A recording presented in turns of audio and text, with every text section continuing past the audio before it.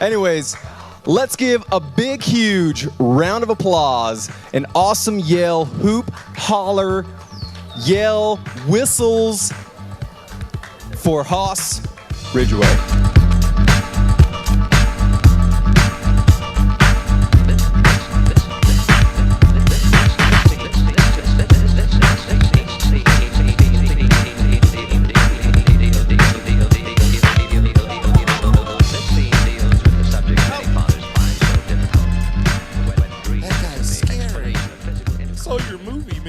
Okay, my name's Haas, and who said Shrek?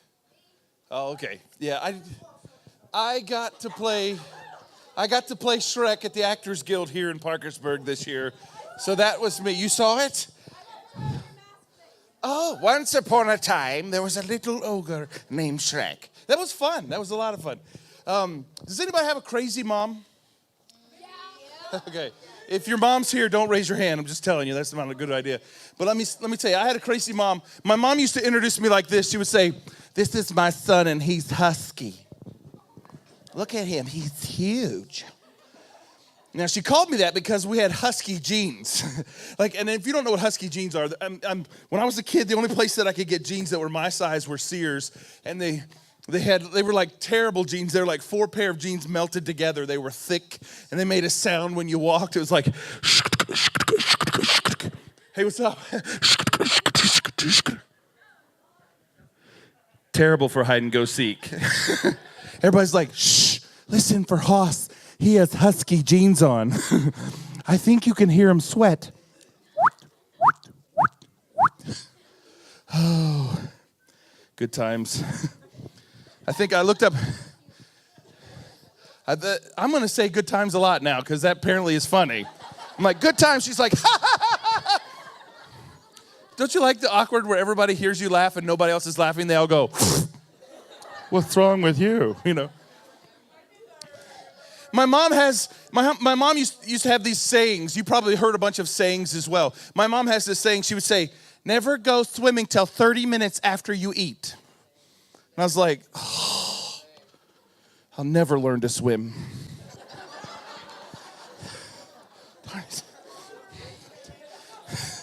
All right, some of y'all I'm letting y'all get it, okay? Because some of y'all are like, "Wait, oh, he eats a lot." What's that? You're going to retweet that? You guys are scaring me over here, okay? See, before when it started, everybody just did it. Now everybody says, "Oh, let's retweet." How about just do it? We know what you're doing. We read it. It says right there. Okay, I'm kidding. I need to get right with Jesus. I'm sorry. Okay, here we go. I grew up in a family that I love to make noises. Anybody else like to make noises? Right? Right. Okay, that's not quite the noises I was talking about. But I used to do all kinds of crazy noises, and like my father, he's a minister, and when he was driving, he hated to go over the speed limit. So I'd wait until let me back up just a minute. We were traveling from Pennsylvania all the way to Colorado in a 1973 van. And in the back it had like a U-shaped couch. And it had like a metal table, had no seat belts. And it was this crazy van. Matter of fact, my dad had to tie a rope around the door just to hold the door on. And of course, I had 3 brothers, so every time we stopped at the rest area, he's out there trying to untie the door. You could imagine everybody else seeing this, and they go, and then like 3 kids fall out, like, "I need a bathroom, It's like, but I remember though, he was going too fast, and my brothers were teasing me, and they were making fun of me. They were picking on me, right? And so as they were picking on me, I got a little irritated, and I grabbed the curtains. That's right, I grabbed the curtains on the inside of the van, and I watched the speedometer go up to 55, 60 miles an hour, 65. My dad, at that time, the national speed limit was 55. So from the back of the bus,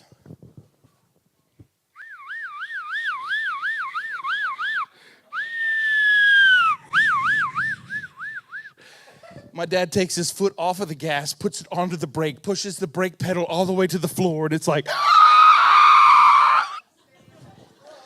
all 3 of my brothers hit the windshield. Yes. You lose. My dad had crazy things. He would say things like, you probably heard some of these. You're getting on my last. Oh, you know that one. How about go to your room and I'll be there in a second. Somebody has fast fathers, you know. My dad was heavy, so he's like, I'll be there in an hour, you know. So he's like, that's a long hallway. But I remember, though, my dad would be like, go to your room, I'll be there in a minute. Or he'd be like this when he'd say, you better stop crying or I'll give you away. Oh, something to cry about. I guess giving you away is something to cry about, you know. Oh, Father. But I remember he's a minister, and he didn't like to yell at you. Anybody's parents yell at you without, like, actually saying anything? You know what I'm saying? So they're across the whole room, and they're like this.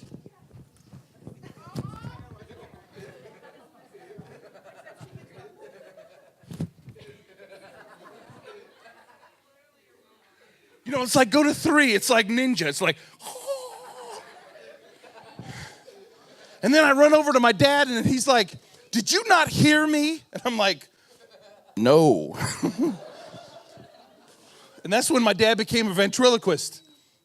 He would get so angry, his teeth would stick together, and his face would stick, and he'd be like this. I told you to get over here. Look at me, look at me, look at me, son. I told you to get over here.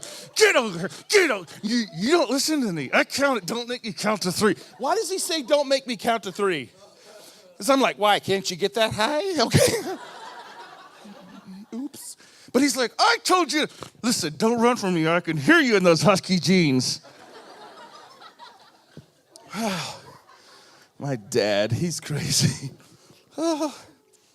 And when I get in trouble, I have 3 brothers, and whenever I get in trouble, it's kind of like if Dad didn't know who did it, we was all going to get it. Anybody's parents like that? Yeah, like everybody line up. I don't know who broke. That's why I only have one child. I have one daughter. Now, when something's broken, I know who did it. You know.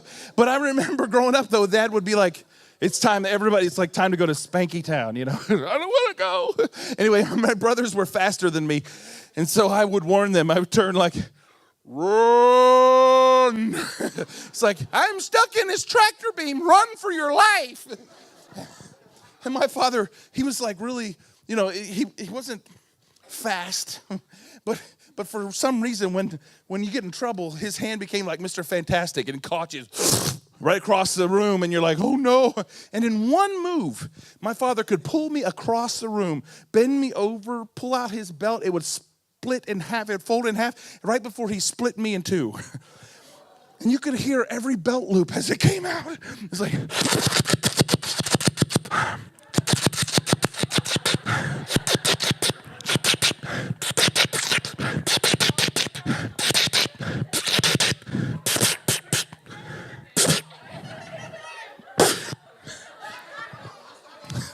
he was huge. He's a large guy. He was anyway, so snort. I like those. Okay, so, but we have they'll have those moments with Dad, and I loved playing sports. Anybody like sports here? Woohoo!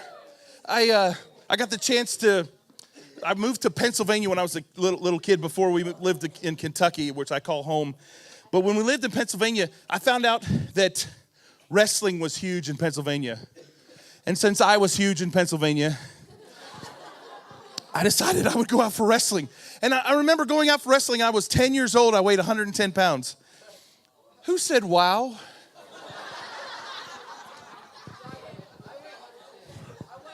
You need to get right with Jesus, whoever it was. But I remember, though, I went out for wrestling. And here's the problem with wrestling. When you first go out for wrestling, any wrestlers here? All right. That was surprising. Okay, you're a wrestler. So when you go to your first wrestling meet, you go to the wrestling meet, and they do a couple of things. First of all, they weigh you in front of everyone. You have to step on a scale. You're like, and it turns into a fan right in front of you. Scale broken. What is that? Whose show is this? I'm just kidding. It's okay. Okay, but I remember getting on the scale, and they take a Sharpie and they write your weight right on your arm. They're like, 1, 1, 0, 0, 0. Husky. Then they would give you a 1920s swimsuit to wear, you know. It's called a singlet. Have you seen those things? They go, put this on and wrestle. And I'm like, they give this to me and I'm 110 pounds. I'm 10 years old. I'm like this tall. Do you know what I look like in a singlet? Go to your refrigerator, open a can of biscuits, pull the paper back.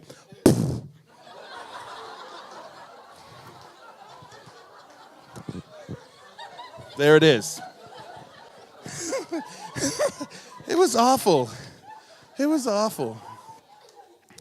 Gosh, I remember trying all that. And then I decided I would get a job. And so at 12 years old, you could finally get to a job. And that was a paper route. Anybody ever do a paper route in here? I don't think. They don't, okay. But the paper route is kind of fun. And I remember my first paper route was awesome because it was downhill. You know, and at the bottom of the hill was a payphone where I could call home. And I remember going down there and I find this old payphone, and it was one of those old rotary things, and I have ADD. Anybody else? I mean, really bad ADD. Like, and you start to dial the phone number in those days, and you have to wait for it to come back around, and I'd forget where I was. I'd be like,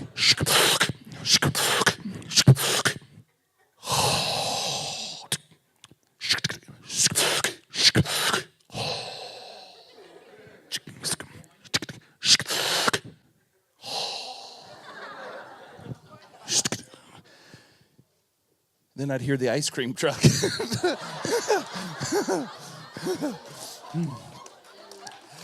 was like,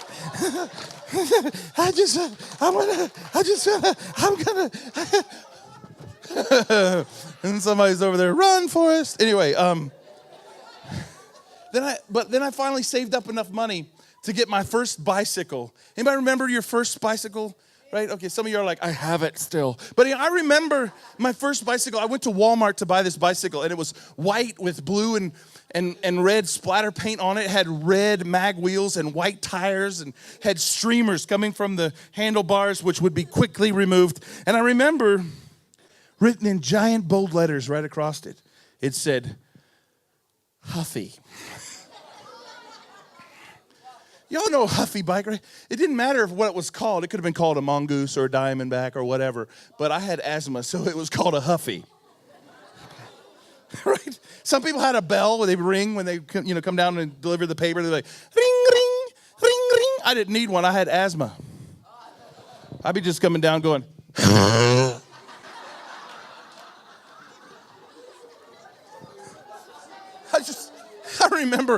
I remember like I like music, so I'd be like, I pull the newspaper out of the bag and be like, and I throw it and go.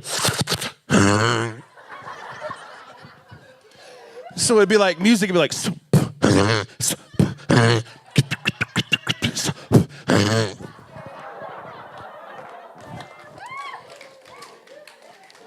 Oh, it was good times. Oh, I learned a long time ago that I could like sound like different people. We had a trunk or treat over at our church not too far from here a couple days ago, and I dressed up as Gru, and my daughter was a minion, and it was kind of fun. And I had the whole nose and the bald cap thing. But then I started doing the voice. I was like, "Hello, I'm Gru," and wait, these are my minions. And I would start doing that, and then I would do different voices. And I remember growing up, I don't know why I didn't do that very well, but anyway, sorry. Okay, so I remember though, growing up, my first voice that I did was my brother's voice. Because he had a girlfriend, I didn't, and they would call. And I would answer. This is way before cell phones. And I'd be like, "Hello, this is John," And I'd be sitting there talking to this girl for like 20 minutes. My brother would go, "Who's on the phone?" I'd be, "Hold on. It's your girlfriend." Anyway, so what I was saying was, I had her going. She thought I was him for the whole time. It was a lot of fun. And then I started hearing these voices, and I love like really specific sounding voices, like Arnold Schwarzenegger. I love his voice. But here's the thing, guys, though.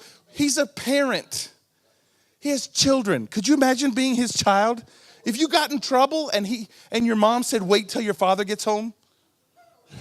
He comes home and he kicks open the door. He's like, "Go to your room. I'll be there in a minute." I think I would flatline right then. Clear, I mean, that would be crazy. What if he came to your room and he began to sing to you? What if your father came to you and sang to you songs? He'd be like, listen to me now and hear me later. Old MacDonald had the farm.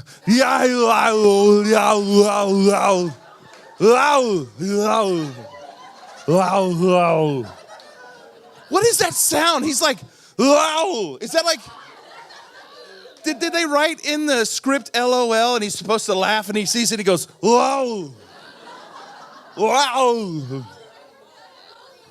What if he sang another song, he'd be like, London Bridge is falling down. Everybody down, you get down. He's like, roll, roll, roll your boat gently down the stream. Set the charge and blow the bridge and watch the people scream. Oh! I don't know. Maybe he would sing another song. He'd be like, the itsy bitsy spider went up the water spout. Out came a sniper and took the spider out. He took him out. Oh. You would have like nightmares.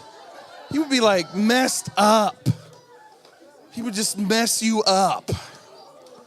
Wow. I always love the voice of Sean Connery. I know that he's kind of gone. Anybody like Sean Connery, right? But I, even though I got to play Shrek, I always wish that Sean Connery was the voice of Shrek. That would be a much better, he'd be like, onions have layers. Ogres have layers, donkey. It's called the land of far, far away for a reason. That would be sweet. And then if Arnold played the donkey. We're going to tell manly games and in the morning I'm making waffles. Do it now. I don't know. What is... Okay. I don't know why.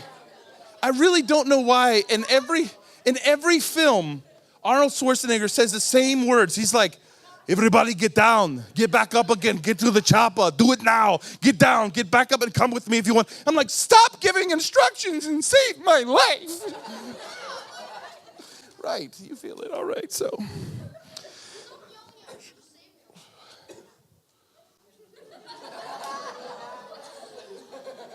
Okay.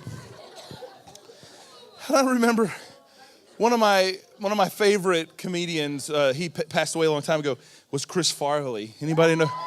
Well, we know who he is, and I was wondering what it would be like. What would it be like if Chris Farley was your preacher?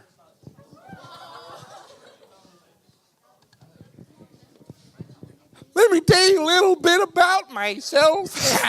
The name is Matt Foley, motivational preacher, and I do live in a van down by the river.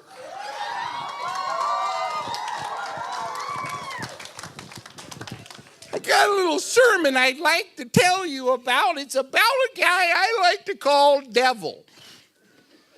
For those of you that do not hablo inglés, Diablo.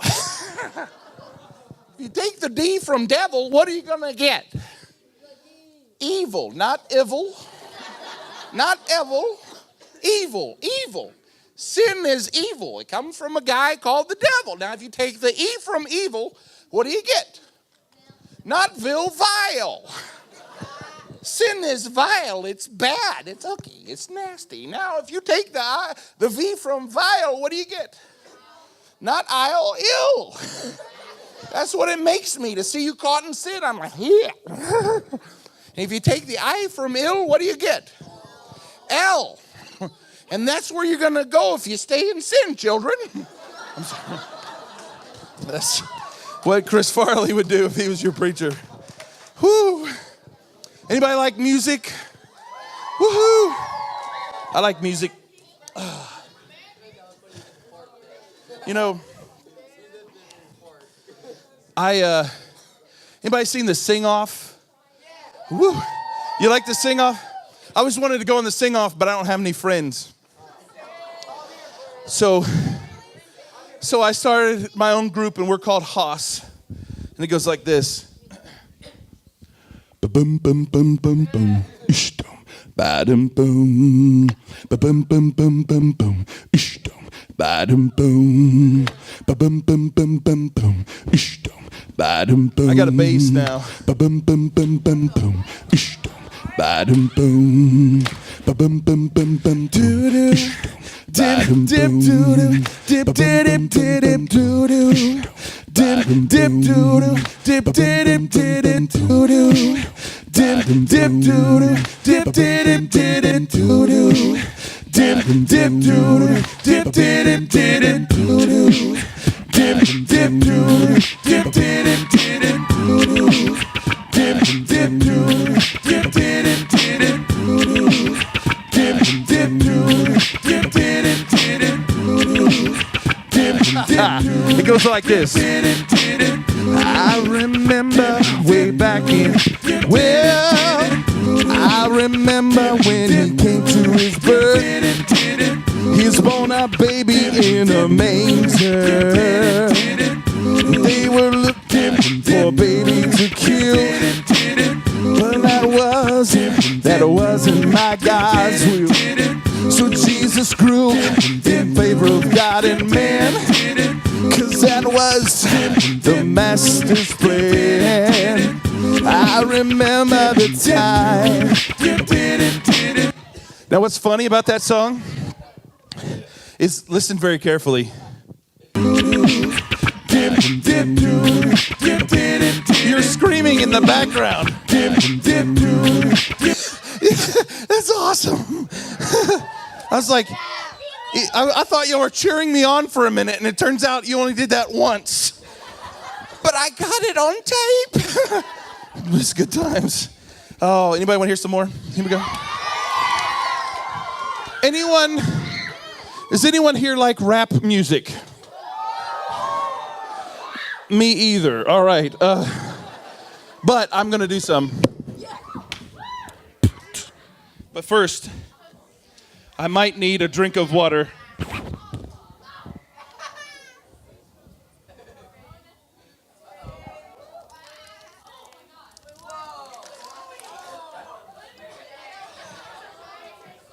Okay.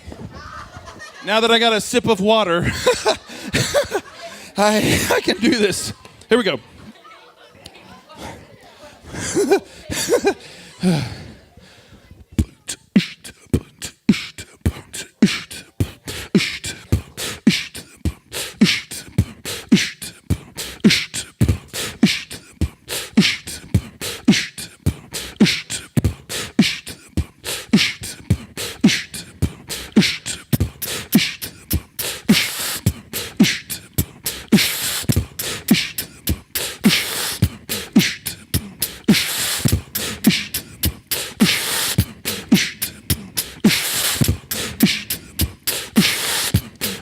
Some of you are like thinking, is that Michael Jackson?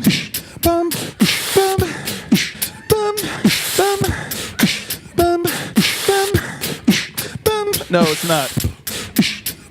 It's this song.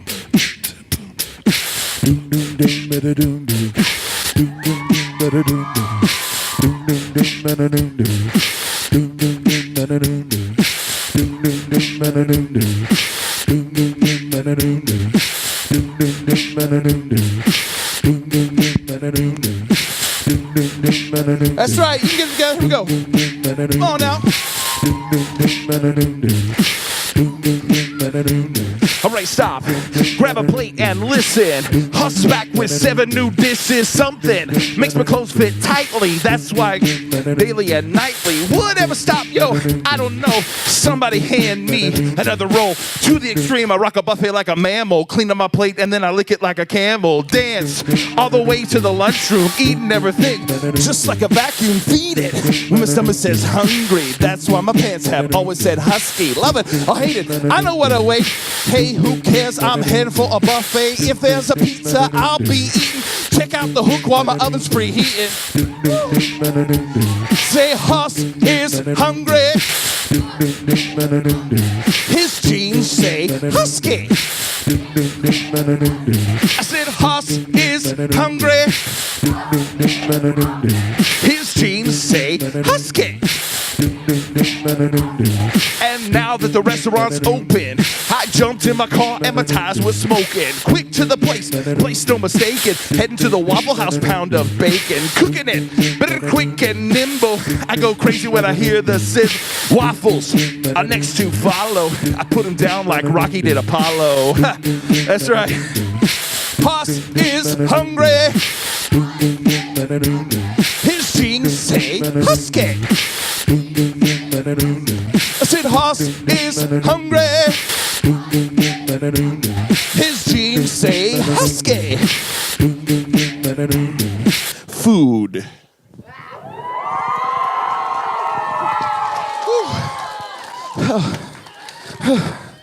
There's a lot of words in that one. There was one point I thought I was drowning in words. I was like, you know, it's one of those moments. I remember last thing I want to tell you about. I have enough time for one more? Okay. I like to travel. I'm going to Omaha, Nebraska in a couple of weeks. And I was in Houston a few weeks ago and Seattle not too long ago, Detroit, different places doing comedy. It's a lot of fun. And I'm out of breath. And I'm glad there's a stool on the stage. Okay, so, but I remember, like, sometimes I fly, they put you on this crazy small planes. I went to Paducah, Kentucky to do comedy. I had no idea Paducah, Kentucky had an airport. They'd be like, no, you're flying right into Paducah. See, someone from Kentucky understands what I'm talking about. I'm like, does this involve a parachute? You know? But I get put on this little plane and they have props. You know, the little thing, you know.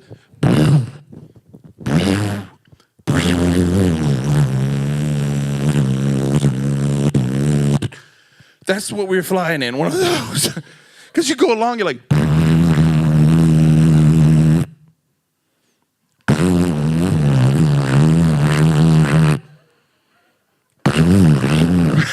It's a little scurry. But I got into this little plane, and I'm like, I had to like go fold it in half to get in. I was like, hello, you know. And I got in there, and there's one seat on this side, all the way down, and there's 3 seats on this side, all the way down. And I'm in the one seat, in the very front. And here's the problem with the one seat. On each side of the wall each side of the seat is a wall.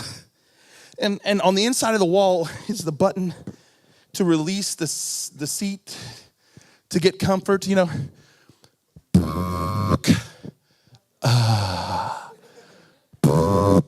No comfort. Comfort. You remember? Those are the seat, okay? That's what we heard. But here's what the problem is.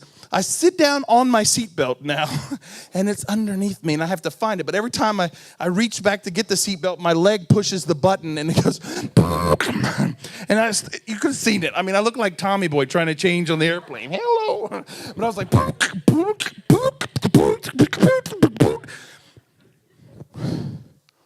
the lady realizes my epic battle on the front.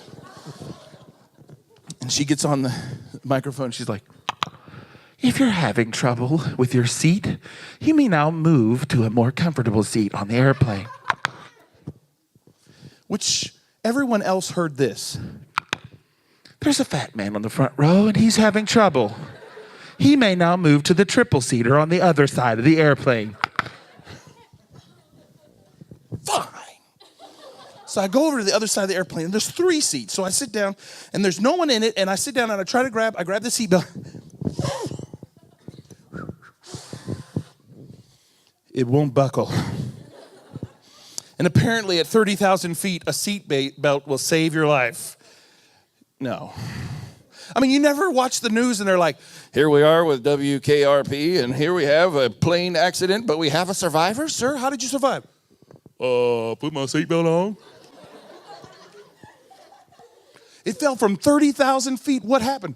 I had my seatbelt on, and I woke up in that cornfield in my seat with my seatbelt on. It was awesome. You should try it sometime. No, you don't ever see that. No one, and I'm sitting there and I have to find, they have an extension. So I have to ask for it, but I'm on one of those planes and they've already started the plane. It's like, and I push that little button above you. How many of y'all been on a plane? And there's that little button that looks like a real happy person with a soda. And if you push that button, that's not who shows up at your seat. I want the happy person with the soda. But I push the button and they go, that's what I get. It's like a lioness, What do you want? And I'm like, I want to exorcise the demons. That's what I want. Okay, that's what I want. But she's over there. She's like, what, can I help you, sir? And I'm like, I need an extension. And she's like, I can't hear you, sir. I need an extension. Oh, so she goes up and no lie, gets on the microphone. George, we're going to need a seat extension for seat 1A, B, and C. I was like, you guys can't have like signals? I mean, like we got baseball, the World Series just ended and the wrong team won. But anyway, okay, so the Pirates weren't in it. All right, so, or ever. Anyway, so, but I remember, they had, in baseball, they have all the, but wouldn't it be nice if they were able to do that for me? They'd be like, right here. And then somebody come by and nonchalantly hand me one, But I remember I asked for one just a few weeks ago just because it looked like a pretty small plane, because normally I don't need one, but sometimes I do. And I remember I asked the guy for one, and he walks down the aisle, sir. And I was like, who are you? What do you got in your hand? Okay, it was for me. But,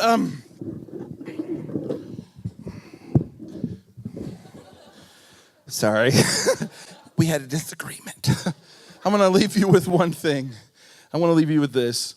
Every time I went to my grandmother's house and I walked in at Thanksgiving, I take a deep smell, and it was like turkey and mothballs. Anyway, she had them in the closet. It was terrible. Anyway, so, but I remember the smell. But every time I walked into Grandma's house and I had that smell, I remembered people from my past, my cousins and grandfather who passed away, those kind of people, you just remember them instantly because of that aroma. And I know what Paul says in Corinthians. He said, you are to God the aroma of Christ. To some people, you're the aroma of life. And some, you're the aroma of death. And no pointing. That's not what I mean. But really, we are supposed to go around this world spreading the fragrance of Christ, being the aroma of Christ. And so when you do something good and they recognize the good in you, they see the Christ in you. And you need to recognize that in other people's lives and walk up to them and just go, you smell like Jesus. And mothballs. All right, thanks. That's all the time I have for you guys. Thank you. God bless you.